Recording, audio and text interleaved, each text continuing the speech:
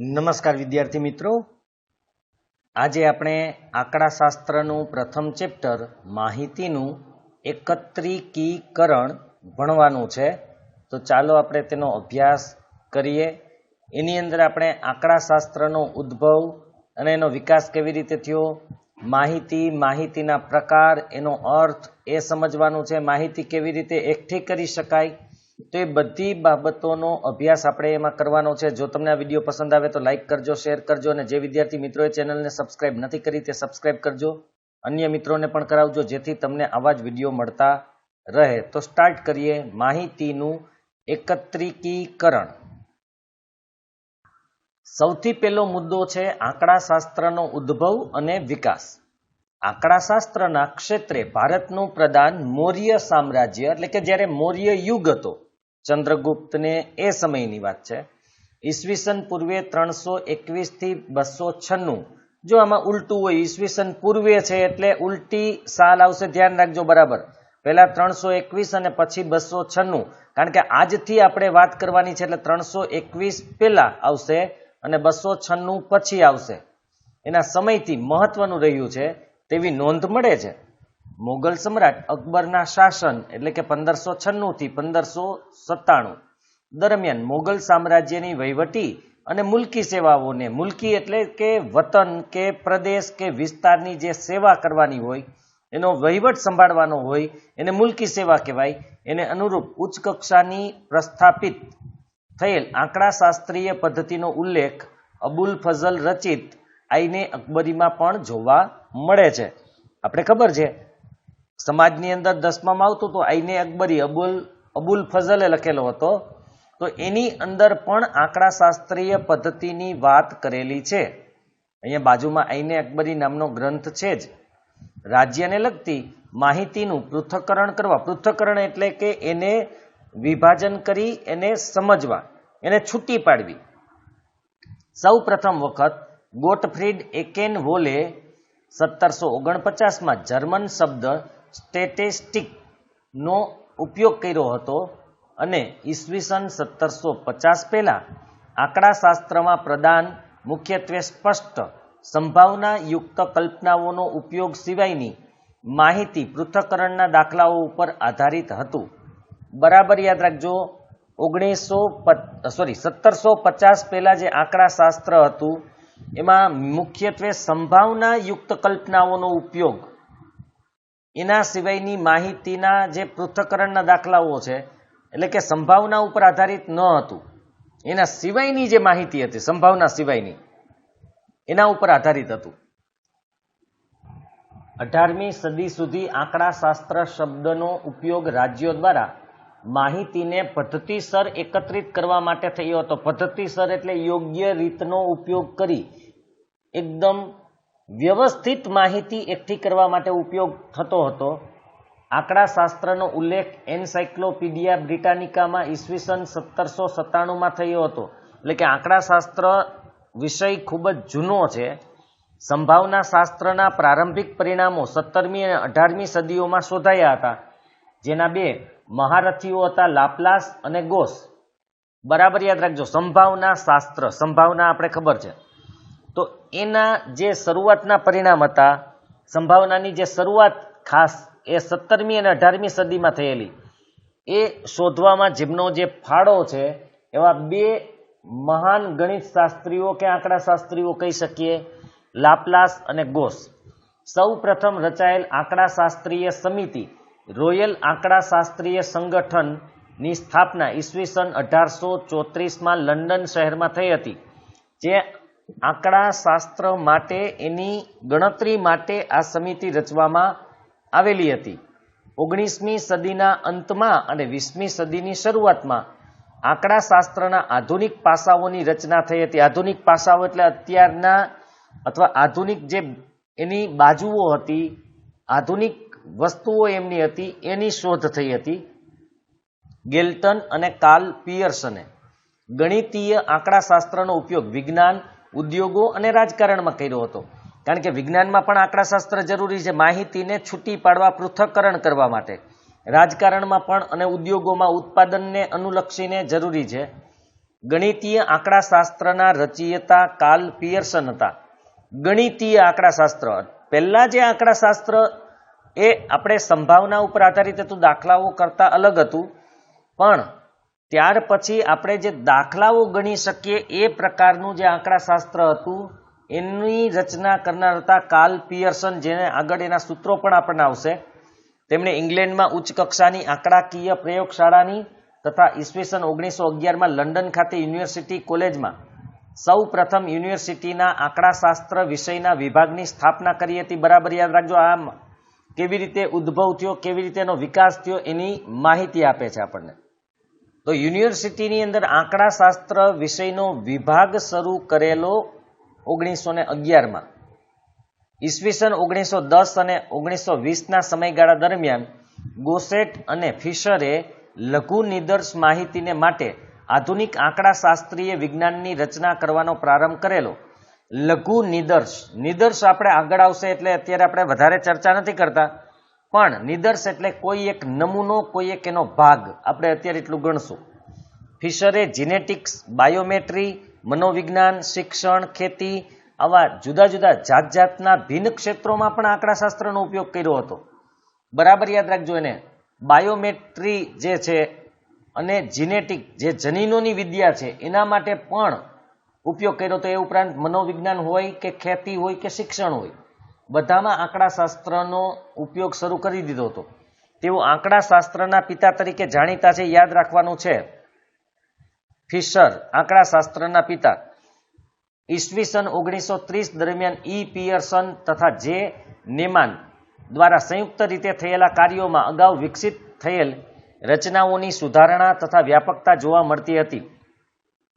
1930ની અંદર પિયર્સન અને નેમાને સંયુક્ત રીતે જે કાર્યો કર્યા હતા એમાં જે અગાઉ વિકસિત થયેલી જેની રચનાઓ હતી એમાં સુધારણા કરેલી, અને વ્યાપકતા એટલે મોટા ભાગના વિષયો, મોટા ભાગના વસ્તુઓને આવરી લેતી હતી. ત્યારબાદ ઉત્તરોત્તર એટલે કે ત્યાર પછી ક્રમાનુસાર આંકડાશાસ્ત્રની આધુનિક પદ્ધતિઓનો વિકાસ થયો. સંખ્યાત્મક માહિતી અને ગુણાત્મક માહિતી, અહીંથી આપણું આંકડાશાસ્ત્ર વાસ્તવિક રીતે શરૂ થાય છે. આ બધા શબ્દો તમને આગળના ચેપ્ટરો સમજવામાં મદદરૂપ થશે, એટલે ખાસ બરાબર સમજજો. પહેલા તો અર્થ અને એનો તફાવત. સંખ્યાત્મક માહિતી અને ગુણાત્મક માહિતી. આંકડાશાસ્ત્રમાં અભ્યાસ હેઠળ આવતા એકમોના સમૂહને સમષ્ટિ કહેવામાં આવે છે.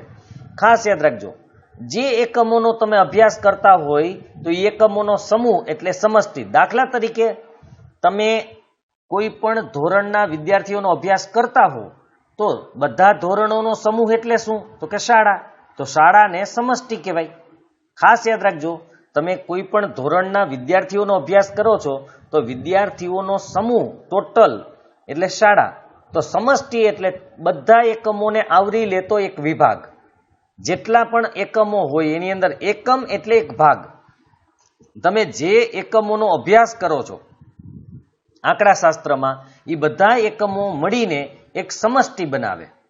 દાખલા તરીકે એક ફેક્ટરીના કામદારોના જીવન ધોરણ વિશે અભ્યાસ કરવો હોય તો તે ફેક્ટરીના બધા જ કામદારોનો સમૂહ એ આ અભ્યાસ માટેની સમષ્ટિ બનશે. જેટલા કામદાર હોય ટોટલ કામદાર એટલે સમષ્ટિ. સમષ્ટિના એકમોની કુલ સંખ્યાને સમષ્ટિનું કદ કહેવાય. જેટલી પણ સંખ્યા હોય એને સમષ્ટિનું કદ કહેવાય, જેને n વડે દર્શાવવામાં આવે છે. બરાબર યાદ રાખજો, શાંત હોય તો. જો સમષ્ટિના કુલ એકમોની સંખ્યા n શાંત હોય, શાંત એટલે ફિક્સ હોય, નક્કી હોય કે આટલી જ સંખ્યા છે એને શાંત કહેવાય, તો તે સમષ્ટિને આપણે શાંત સમષ્ટિ કહીશું. દાખલા તરીકે જો ફેક્ટરીમાં કુલ 700 કામદારો કામ કરતા હોય તો આ સમષ્ટિ માટે n બરાબર 700 થશે. પણ શાંત એટલે ફિક્સ સંખ્યા હોય, ગણી શકાય, નિશ્ચિત હોય, નક્કી હોય, એને આપણે શાંત કહેવાનું છે. અને એવા સમષ્ટિને શાંત સમષ્ટિ કહેવાય. અને આ સમષ્ટિને આપણે શાંત સમષ્ટિ કહીશું. સમષ્ટિમાંથી કોઈ ચોક્કસ પદ્ધતિ વડે પસંદ કરેલ એકમોના સમૂહને નિદર્શ કહેવામાં આવે છે. અને નિદર્શના એકમોની કુલ સંખ્યા સ્મોલ n વડે દર્શાવાય અને નિદર્શના કદ તરીકે ઓળખાય છે. બરાબર જોજો. હવે આપણે કીધું કે પહેલા સમષ્ટિ, શાળા છે એ સમષ્ટિ છે.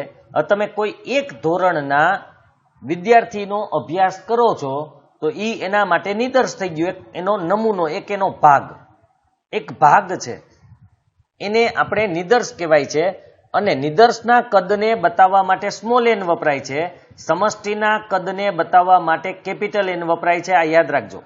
દાખલા તરીકે ઉપર દર્શાવેલ સમષ્ટિમાંથી એટલે કે 700 જે મજૂર હતા એમાંથી જો આપણે કોઈ આંકડાશાસ્ત્રીય પદ્ધતિ વડે 150 કામદારો પસંદ કરીએ, કોઈ પણ રીતે ભણેલા હોય, અભણ હોય, હોશિયાર હોય, નબળા હોય, જે રીતે પણ, તો આ પસંદ થયેલા 150 કામદારોના સમૂહને શું કહેવાય? તો કે નિદર્શ. ટોટલ 700 હતા પણ આપણે પસંદ કેટલા કર્યા છે? તો કે 150. તો એમાંથી જે થોડો ભાગ પસંદ કરવામાં આવે તો એને નિદર્શ કહેવાય છે. અહીંયા પણ તમે જોઈ શકશો, સમષ્ટિ એટલે ઘણી બધી દવાઓ, ઘણી બધી ગોળીઓ છે, પણ એમાંથી તમે અમુક જ ગોળી પસંદ કરો છો તો એ નિદર્શ છે. જુઓ, સમષ્ટિમાંથી પસંદ કરેલા અમુક એકમો એટલે નિદર્શ. ખાસ યાદ રાખજો. તો અહીંયા આપણે 150 જણાને પસંદ કર્યા છે તો નિદર્શનું કદ n બરાબર 150 થશે. સમષ્ટિ 700 છે પણ એમાંથી પસંદ કરેલા 150 જણા છે એ નિદર્શ કહેવાય.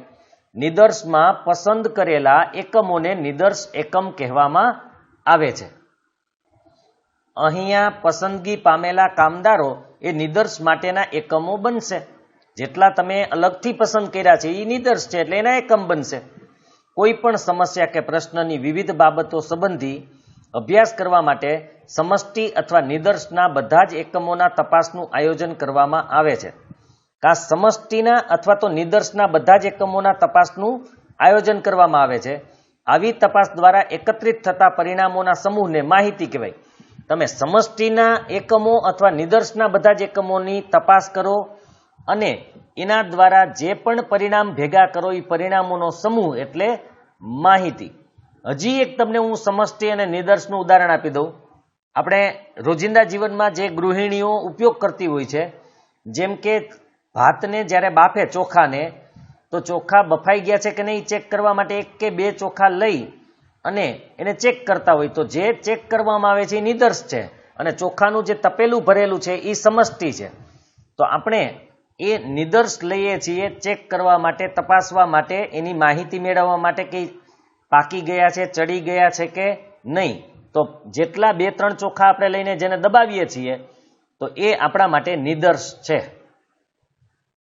સમષ્ટિ અથવા નિદર્શના એકમ જુદા જુદા લક્ષણો ધરાવે છે.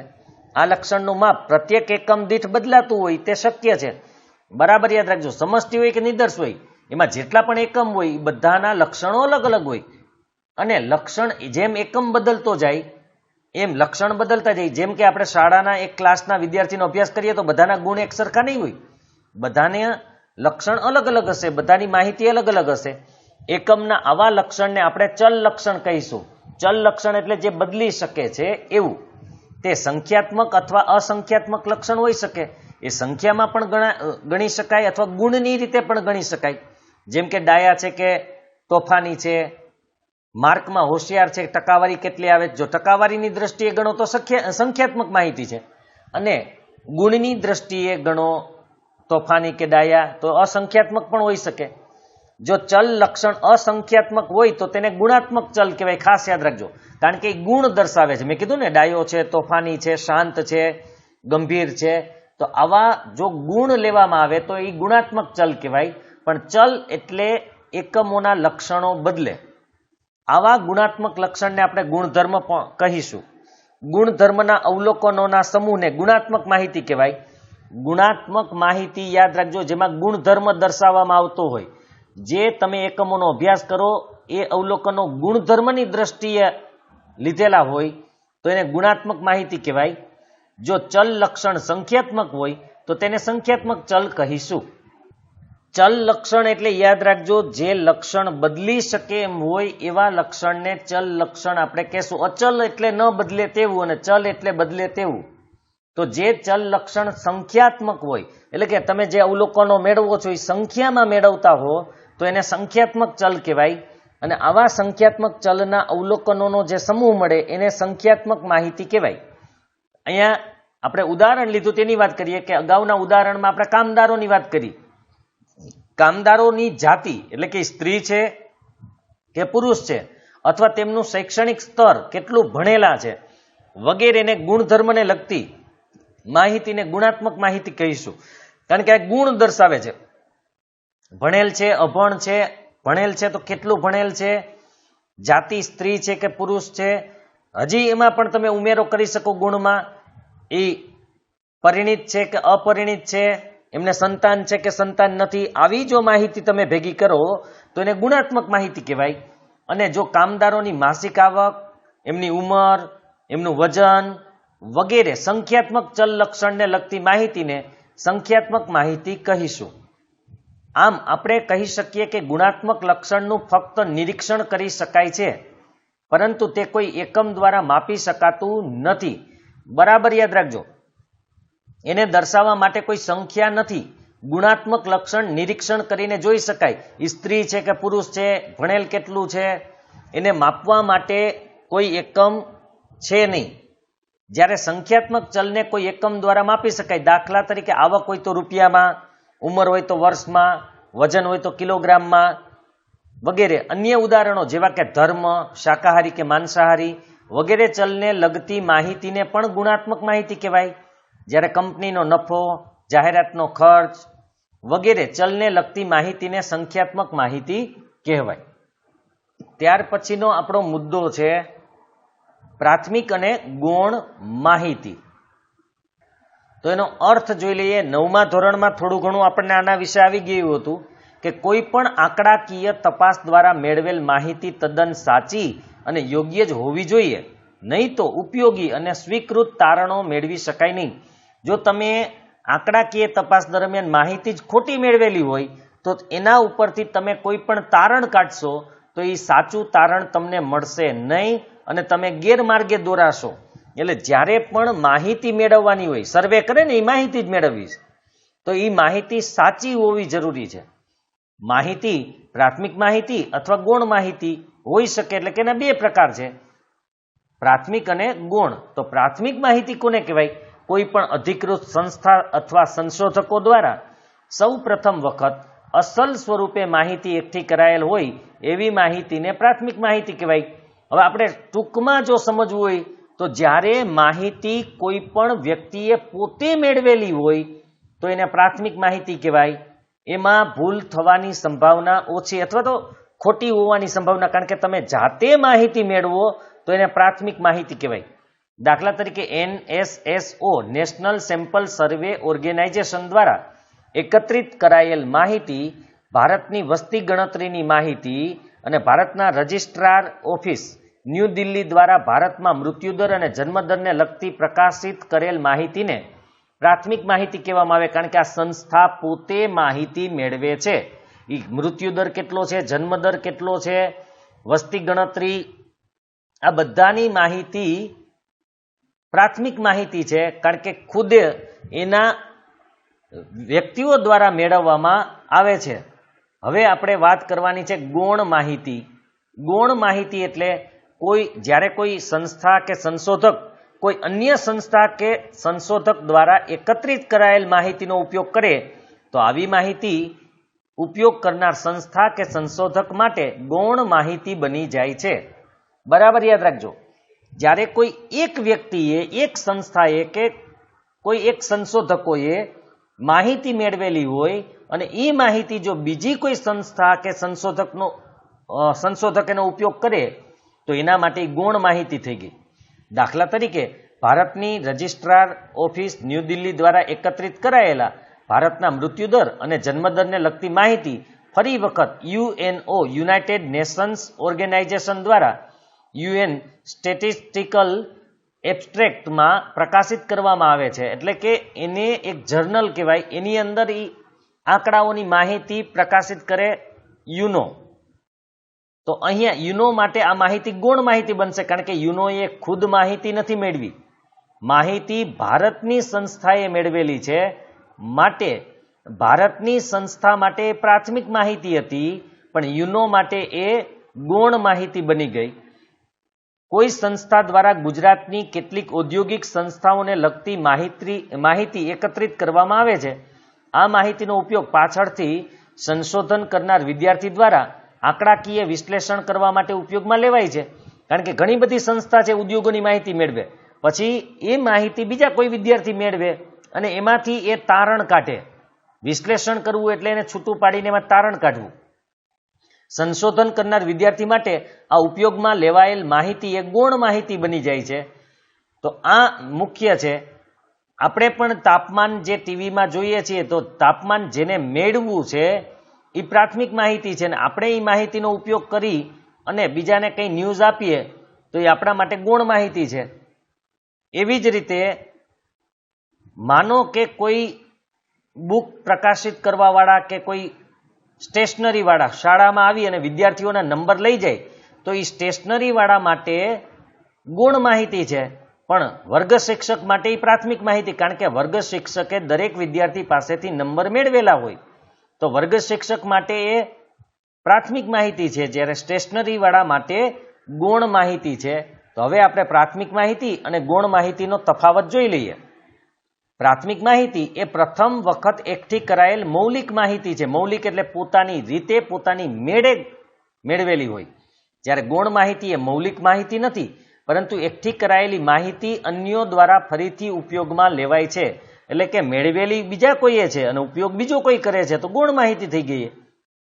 પ્રાથમિક માહિતી તપાસ હેઠળના એકમો પરથી એકત્રિત કરવામાં આવે. એટલે કે જે એકમની, માનો કે આપણે દર વખતે શાળાની વાત કરીએ છીએ, તો શાળાના ક્લાસની માહિતી મેળવવી હોય તો એ દરેક એકમ એટલે કે વિદ્યાર્થીઓ પાસે જઈને માહિતી ભેગી કરવામાં આવે છે. જ્યારે ગૌણ માહિતી એ પ્રાથમિક માહિતીમાંથી લેવામાં આવે, એટલે કે કોઈએ ભેગી કરી હોય એમાંથી પોતે લઈ લે તો એ ગૌણ માહિતી છે. જ્યારે પ્રાથમિક માહિતી ખુદ પોતે એક એક એકમનો અભ્યાસ કરી અને માહિતી મેળવે છે. પ્રાથમિક માહિતી સામાન્ય રીતે એના મૂળભૂત સ્વરૂપમાં હોય છે, જેથી તેને વર્ગીકરણ અને કોષ્ટક રચનાના સ્વરૂપમાં ફેરવવાની જરૂરિયાત ઊભી થઈ. કારણ કે કાચી માહિતી કહેવાય છે ને, પ્રાથમિક માહિતી એટલે કાચી માહિતી મૂળભૂત સ્વરૂપમાં હોય. એનો અભ્યાસ કરવા માટે તમારે એનું વર્ગીકરણ કરવું પડે, એના કોષ્ટક બનાવવા પડે. આપણે કોષ્ટક બનાવતા પણ આગળ શીખશું, તો કોષ્ટક બનાવવું જરૂરી છે. જ્યારે ગૌણ માહિતી સામાન્ય રીતે વર્ગીકરણ અને કોષ્ટક રચના યુક્ત હોઈ શકે છે, કારણ કે એને બીજા પાસેથી લીધી છે, એટલે બીજાએ તો કોષ્ટક કે વર્ગીકરણ કરી લીધું હોય. એટલે ગૌણ માહિતી મેળવનારને સીધું વર્ગીકરણ અને કોષ્ટક જ મળે, જ્યારે પ્રાથમિક માહિતી મેળવનારે વર્ગીકરણ પણ કરવું પડે અને કોષ્ટક પણ બનાવવું પડે. પ્રાથમિક માહિતી એકત્રિત કરવા માટે મોટા પ્રમાણમાં ખર્ચ, સમય અને શક્તિની જરૂરિયાત પડે છે. કારણ કે તમારે જેની પણ માહિતી મેળવવી હોય એની પાસે જવું પડે, એનો અભ્યાસ કરવો પડે, સમય પણ લાગે, ઘણી વખત ખર્ચ પણ થાય અને તમારી શક્તિ કે ઉર્જા પણ બગડે. એમાં જરૂર છે. કારણ કે કોઈ એક વિસ્તારની માહિતી જોતી હોય તો આખો દિવસ તમારે એમાં રખડવું પડે, દરેક ઘરે જવું પડે, એની માહિતી મેળવવી પડે, ઘણો ખર્ચ પણ થઈ શકે. જ્યારે ગૌણ માહિતી મેળવવા માટે ખર્ચ, સમય અને શક્તિની જરૂરિયાત સરખામણીમાં ઓછી પડે. કારણ કે કોઈકે મેળવેલી હોય ડાયરેક્ટ એમાંથી જ તમારે લેવાની છે, એટલે એટલો બધો કોઈ ખર્ચ ન થાય, સમય પણ ન બગડે અને શક્તિની પણ એટલી જરૂરિયાત રહેતી નથી. પ્રાથમિક માહિતી સામાન્ય રીતે વિશ્વસનીય હોય, કારણ ખુદ મેળવેલી છે. આપણે ખબર છે આપણે શેના માટે મેળવી છે અને કેવી રીતે મેળવેલી છે, એટલે એ વિશ્વસનીય હોય. જ્યારે ગૌણ માહિતી અન્ય વ્યક્તિઓ દ્વારા એમના પોતાના હેતુ માટે ઉપયોગમાં લેવાતી હોવાથી માહિતી વાપરનારના હેતુના અનુસંધાનમાં તે વિશ્વસનીય ન પણ હોય એવું બની શકે. હવે દાખલા તરીકે એક વ્યક્તિ સ્કૂલ નાખવા માટે માહિતી મેળવે છે કે અહીંયા કેટલા બાળકો છે, કેટલા ધોરણ ભણે છે, કયા મીડિયમમાં ભણે છે. હવે એ બધી માહિતી એને મેળવી લીધી. હવે એ જ માહિતી કપડાં બનાવવા વાળો વ્યક્તિ લઈ જાય કે ભાઈ બાળકોના કપડાં મારે બનાવવા છે, તો કદાચ એના માટે વિશ્વસનીય ન હોય, કારણ કે એને શિક્ષણના મુદ્દા માટે એ મેળવેલી હતી, એમાં સાઇઝ કે એ ન બનાવ્યું હોય. હવે કપડાવાળો એ માહિતી લઈ જાય અને એ મુજબના કપડાં બનાવે તો કેમ મેળાવે? હા, કદાચ એમાં ઉંમર ને એ બધું લખેલું હોય, પણ સાઇઝ કે એનું કદ કેવડું છે કે એની ઊંચાઈ કેવડી, લંબાઈ કેવડી, એ તો કંઈ નહીં લખ્યું હોય. તો ખાસ યાદ રાખજો કે પ્રાથમિક માહિતી તો વિશ્વસનીય જ હોય, કારણ કે પોતે મેળવેલી છે, પોતાના હેતુ માટે મેળવેલી છે. પણ ગૌણ માહિતી મેળવનાર વ્યક્તિને ક્યારેક વિશ્વસનીય ન પણ મળે, કારણ કે પ્રાથમિક માહિતી એક અલગ હેતુ માટે હોઈ શકે, જ્યારે ગૌણ માહિતી કોઈ બીજા હેતુ માટે જો વાપરે તો એ મેળ ન બેસે. જેમ હમણાં મેં કીધું કે સ્કૂલ માટે મેળવેલી માહિતી તમે કપડાની દુકાન કે તૈયાર કપડાં બનાવવાનો કોઈ વ્યવસાય કરતી વ્યક્તિ લઈ જાય તો એને કોઈ કામમાં ન આવે, અને કામમાં ન આવે એટલે એને વિશ્વસનીય કહી શકાય નહીં, અથવા એ મુજબ જો એ વ્યવસાય કરે તો કદાચ એ યોગ્ય માહિતી એના માટે નથી. હવે આપણે જોવાનું છે પ્રાથમિક માહિતી એકત્રિત કરવાની રીત, કે ભાઈ આપણે પ્રાથમિક માહિતી આપણે ખુદ ભેગી કરવી છે તો આપણે કઈ કઈ રીતે કરી શકીએ, તો એ આપણે નેક્સ્ટ પાર્ટમાં અભ્યાસ કરશું. તો નેક્સ્ટ પાર્ટમાં આપણે પ્રાથમિક માહિતી એકત્રિત કરવાની રીતો સાથે ફરીથી મળશું.